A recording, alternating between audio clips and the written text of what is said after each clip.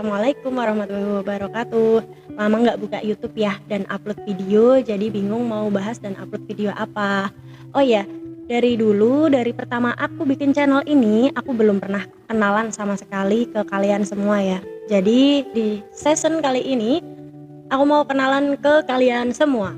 Nah, biar kita juga makin dekat dan makin melekat kayak permen karet ya. Perkenalkan, namaku Warohatun Nikmah, biasa dipanggil Waroh, Nikmah, Atun, Nika, Nini, Greenma juga ada dulu pas masa SMA. Jadi terserah kalian, itu tadi nama panggilan orang-orang ke aku. Kalian mau panggil aku apa aja itu bebas, terserah kalian ya. Intinya biar kita makin dekat aja. Oke, lanjut ke umurnya. Kalau umurnya menurut kalian aku umur berapa guys? Coba tebak. Tulis di komentar. Kalau nanti kalian jawabannya benar, nanti dapat giveaway pas kita ketemu. Ayo. Terus lanjutkan ke asalnya. Kalau asal aku itu dari Pekalongan guys. Nah, kalian tahu Pekalongan kan? Itu loh, kota yang mempunyai banyak sekali julukan atau sebutan guys. Di antaranya yaitu 1. Kota batik.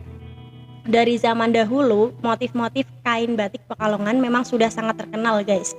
Seperti motif batik Bukitan dengan maestronya Eliza van Zuylen guys.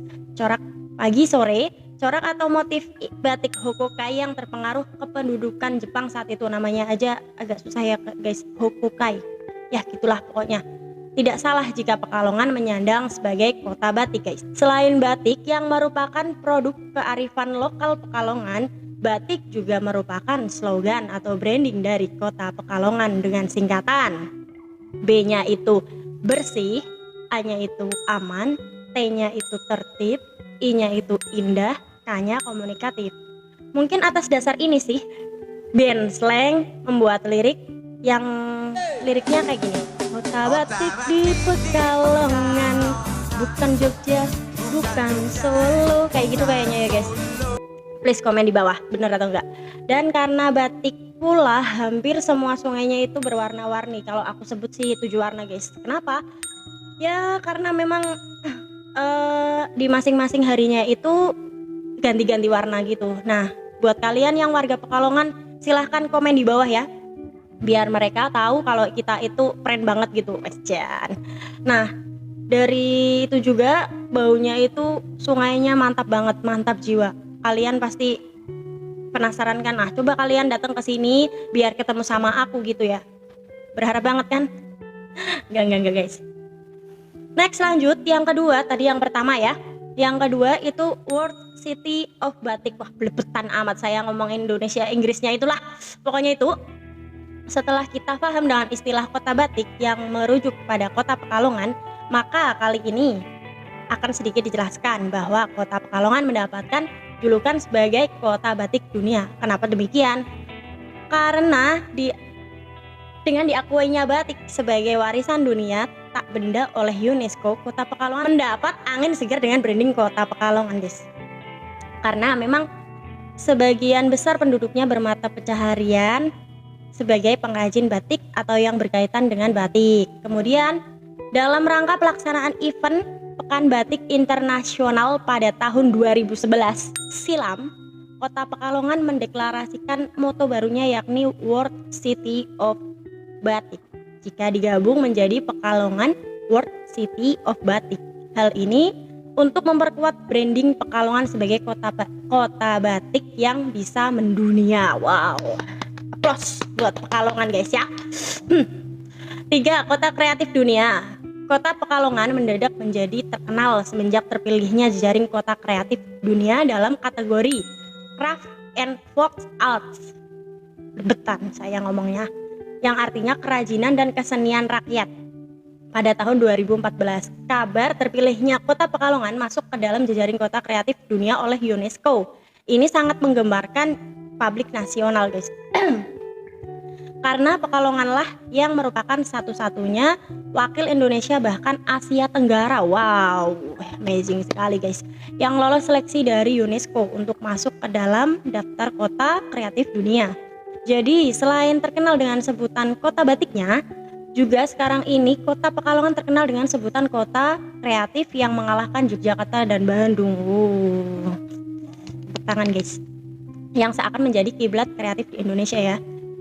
Terus nomor 4-nya itu kota perdagangan.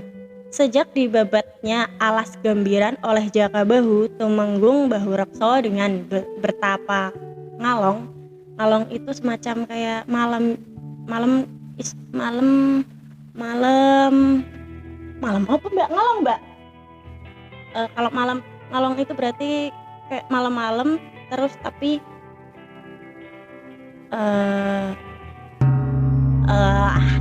kurang ngerti lah. Sehingga kawasan tersebut menjadi daerah yang bernama Pekalongan. Nah, ngalongnya itu jadi Pekalongan gitu ya. Perkembangan wilayah Pekalongan yang tumbuh pesat menjadi salah satu pusat perniagaan bagi kerajaan Mataram Islam. Banyak para pedagang-pedagang lintas negara yang datang kemari. Hal ini bisa kita lihat pada sejarah atau riwayat Sungai Kupang Kaliloji. Nah, kebetulan sekali Kaliloji ini dekat dengan kos saya ya yang sekarang. Yang dahulu menjadi jalur perdagangan yang ramai. Dan sekarang ini Pekalongan menjadi kota perdagangan yang tersohor. Mantap. Terletak di jalur tersibuk di dunia karena terletak di jalur Pantura ya. Menjadikan kota Pekalongan mudah untuk berdagang. Apalagi kota Pekalongan merupakan produsen batik yang sudah sangat terkenal. Tak hanya komoditi batik yang menjadi andalan, juga ada hasil laut Pekalongan yang sudah diekspor ke luar negeri. Hebat. Letak geografis yang strategis ini selalu menjadikan kota Pekalongan sebagai pilihan untuk berbisnis dan berinvestasi para pengusaha di Indonesia. Hal ini bisa kita lihat dengan banyaknya hotel-hotel berbintang 5 di Pekalongan ya yang bermunculan. Apalagi ada kabar jika di kota Pekalongan akan segera dibangun sebagai kawasan minapolitan di Indonesia. Wah, bangga banget sih jadi warga Pekalongan nih guys. Terus yang kelima itu kota sehat. Wah, rasanya aneh banget ya kalau dengar jika kota Pekalongan ini dijuluki dengan kota sehat. Karena mau dilihat dari segi manapun itu susah gitu ditemukannya. Lantas dari manakah julukan kota Pekalongan sebagai kota sehat itu guys? Usut punya usut, ternyata pada tahun 1998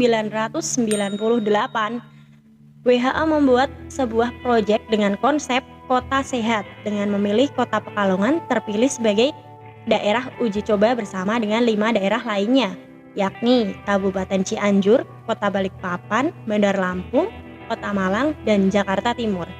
Kemudian, melalui keputusan Wali Kota nomor 650/014 tahun 99 untuk membentuk kepengurusan Forum Kota Sehat di Pekalongan.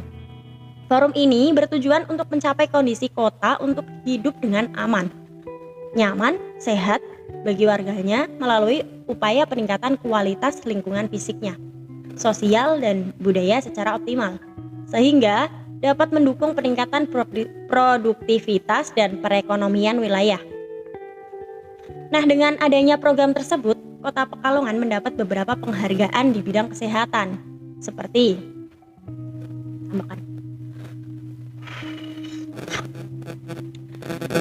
Kesatria Bakti Husada Arutala di bidang penanggulangan DBD tahun 2004. Manggala Karya Bakti Husada dalam penyelenggaraan Kota Sehat tingkat pengembangan November 2004. Kesatria Bakti Husada Arutala kepada Dr. Andes Haji Abdul Mukmin HSMA, Ketua FKS, atas perannya dalam upaya peningkatan status kesehatan lingkungan di Kota Pekalongan, Oktober 2005 ya. Swasti Sabah sebagai penyelenggara Kota Sehat klarifikasi Wistara atau pengembangan November 2005. Mungkin atas penunjukan Kota Pekalongan sebagai daerah uji oleh WHO dan prestasi yang didapat, maka julukan Kota Sehat pun didapat oleh Kota Pekalongan. Kemudian yang nomor 6 itu ada Kota Minapolitan.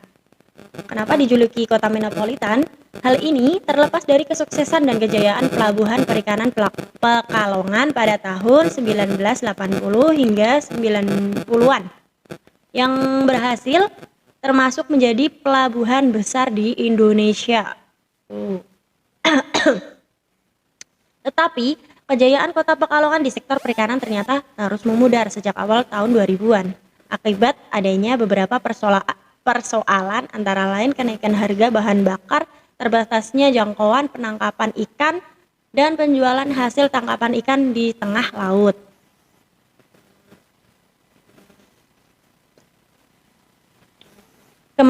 Kemerosotan di sektor perikanan ini diharapkan dapat dipulihkan oleh pemerintah melalui program Minapolitan yang sudah dirancang pada tahun 2011 lalu.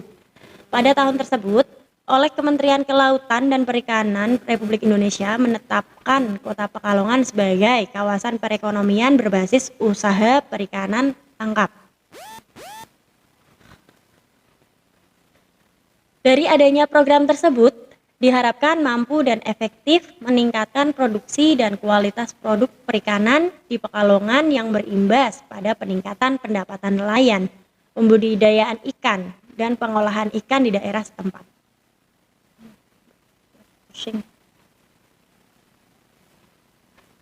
Rencana pembangunan kawasan Minapolitan di Pekalongan yang mencakup zona inti kawasan Pelabuhan Perikanan Nasional Pekalongan atau biasa disebut PPNP, dengan pengembangan pelabuhan one shore atau permanen di pantai, one shore atau onshore ya, itulah pokoknya, yang dibangun secara bertahap sejak 2014 lalu sampai 2018. Pembangunan mal perikanan seluas 3 hektar, wah luas banget ya, dan pembangunan UPT di Direktorat Jenderal Pengolahan dan Pemasaran Hasil Perikanan P2HP singkatannya ya. Kemudian yang nomor 7 dan ini yang nomor terakhir ya, Pekalongan Kota itu biasa disebut Pekalongan Kota Cheater.